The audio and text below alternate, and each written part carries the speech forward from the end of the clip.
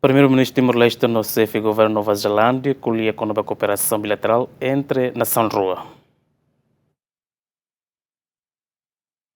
E allora Nico Simirazian, primeiro-ministro Timor-Leste, é malo homólogo Nova Zelândia e é muito né, CEF governo e nação-rua colhia com a cooperação bilateral entre a rua na capacitação para recursos humanos.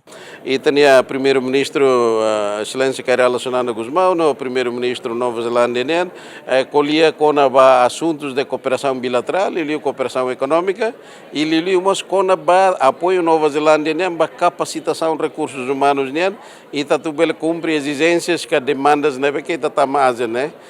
Há só a gente colhia fila para o mercado, então tinha membros tem que preparado. Agora está responsabiliza encontros, comissões, barabara que quase 1000 ou reuniões por ano, né? E temos ser técnico, né? Bem fila para diretor-geral de assuntos asiáticos, né? Gabinete vice-ministro de assuntos asiáticos, todo esse serviço macas, lori para conselho de ministros, já tu identifica o plano, né?